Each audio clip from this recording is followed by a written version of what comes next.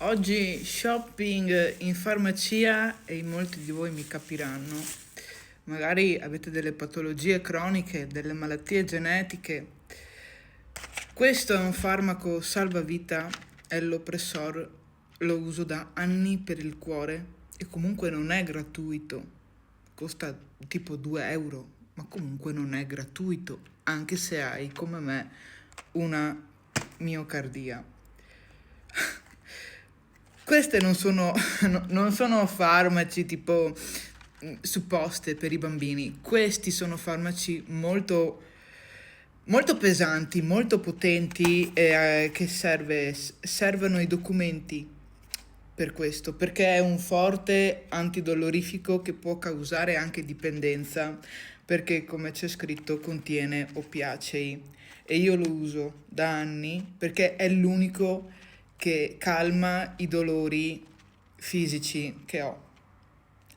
Pagamento, ovviamente, pagamento.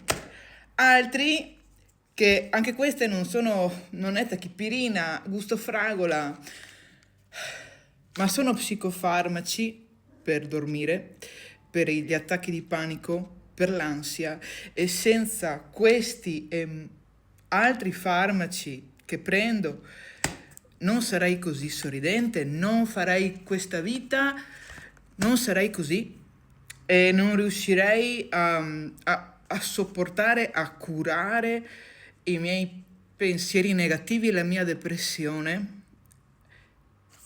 A pag- Le ho fatto la scorta a pagamento.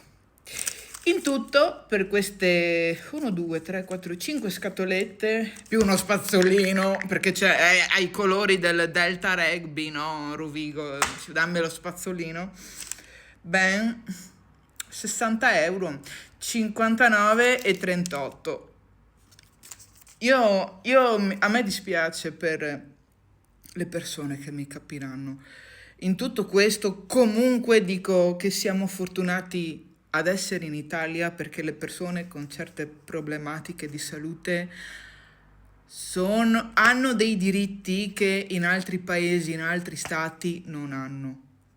Però abbiamo dei diritti in Italia che tante persone non hanno. Cioè ci sono questi diritti, ci sono delle leggi per noi, ma è tutto molto soggettivo.